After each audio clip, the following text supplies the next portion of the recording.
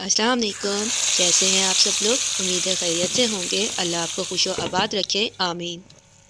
आज मैं आपके लिए लाई हूँ सर्दियों की सौगात, साग की रेसिपी। हमारे पाकिस्तान में साग बहुत शौक से खाया जाता है और पंजाब में तो ये दस्तरखान की शान होता है। गरम गरम साग हो, साथ बेसन की रोटी और मक्खन, तो खाने का मज़ा ही दुबाला हो जाता है।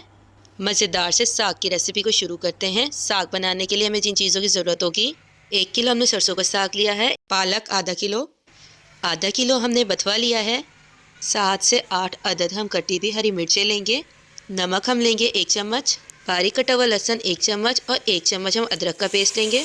मैंने एक पैन लिया है और पैन के अंदर हम 2 गिलास पानी के डाल देंगे।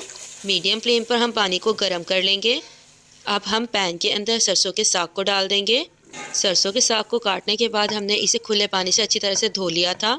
आपने भी सरसों के साग बनाते हुए इस बात का ख्याल रखना है कि जब आप सरसों का साग को काट लें तो आप इसे अच्छी तरह से खुले पानी से धो लें, ताकि इसके अंदर जो भी मिट्टी है वो बाहर निकल जाए। अब हम इसके अंदर कटा हुआ पालक डालेंगे और पालक को भी हमने साग की तरह अच्छी तरह से खुले पानी से धो लिया था। अब हम पैन के अंदर बारीक कटा हुआ बथुआ डालेंगे। बथुए की क्वांटिटी हमने साग और पालक से हाफ ली है। अब हम पैन के अंदर थोड़ा सा पानी और ऐड कर देंगे।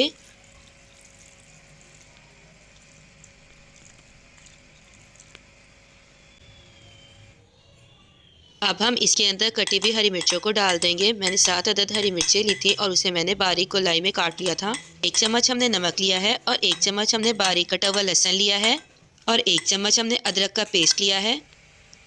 अब हम चम्मच की मदद से इन सारी चीज़ों को मिक्स कर देंगे।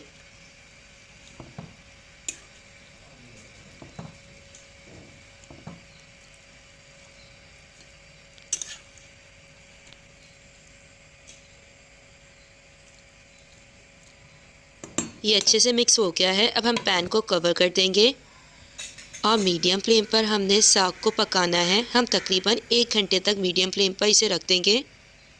हमारा साग पक गया है, ये इस फॉर्म में आ जाएगा जैसे कि आप स्क्रीन पर देख रहे हैं। अब हम साग को ग्राइंड कर लेंगे।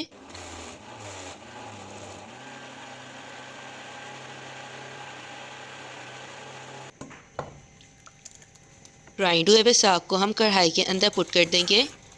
हमने इसे अच्छी तरह मीडियम फ्लेम पर पका लेना है ताकि इसके अंदर जो पानी है वो खुश्क हो जाए। अब हम आधा कप बाउल के अंदर दही डालेंगे। मैंने यहाँ फ्रेश दही का इस्तेमाल किया है, आप डब्बे वाली दही भी ले सकते हैं। जो भी आपको दही इजीली अवेलेबल हो आप उसका इस्तेमाल कर सकते हैं। अब हम दही के अंदर 3 चम्मच बेसन डालेंगे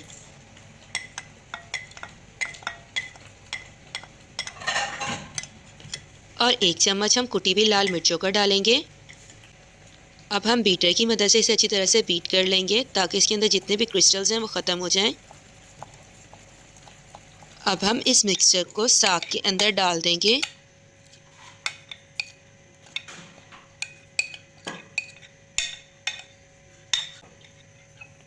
थोड़ा सा हम बाउल के अंदर पानी पुट करेंगे और बाउल के अंदर लगे हुए सारे मिक्सचर को हम साग के अंदर डाल देंगे। अब हम चम्मच की मदद से इसे अच्छी तरह साग के अंदर मिक्स कर देंगे और फ्लेम को मैंने लो कर दिया है। मिक्स करने के बाद मैं फ्लेम को मीडियम कर दूंगी और थोड़ी देर इसे पकने दूंगी। अल्हम्दुलिल्लाह साग अच्छी तरह से पक गया है। मैंने साग को टेस्ट कर देखा था, इसमें नमक कम था। आप भी जब साग पक जाए तो आप इसे टेस्ट कर देख सकते हैं। अगर इसमें नमक कम होगा तो आप इसमें और ऐड कर दीजिएगा। नमक अच्छे से मिक्स हो गया है, हमने इसे कवर कर दिया है और तड़का लगाने के लिए हमने एक पैन लिया है और उसके अंदर हमने ऑयल पुट कर दिया है। ऑयल गर्म हो गया है, इसमें हमने बारीक कटा हुआ लहसुन डाला है। 1 चम्मच हमने इसमें ज़ीरा पुट कर दिया है और 5 हमने साबुत लाल मिर्चें ली हैं।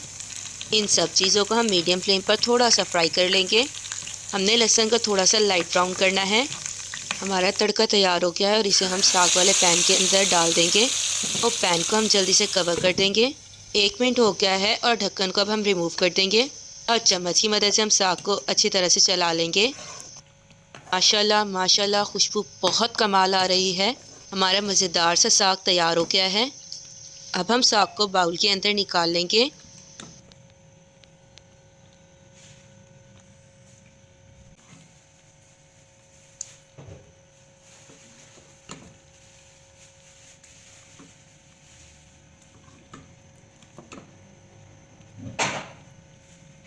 मैंने थोड़ा सा तड़का बचा लिया था जो कि हम बाउल के अंदर डाल देंगे। मैंने साग के ऊपर 2 क्यूब्स देसी घी के डाले हैं जिससे टेस्ट और ज़्यादा आला हो जाएगा। आप इस मज़ेदार से साग की रेसिपी को घर पर ज़रूर ट्राई कीजिएगा। अगर आपने अब तक मेरा चैनल सब्सक्राइब नहीं किया तो प्लीज़ ज़रूर सब्सक्राइब कर लें। मिलते हैं नेक्स्ट वीडियो में। अल्लाह हाफिज़।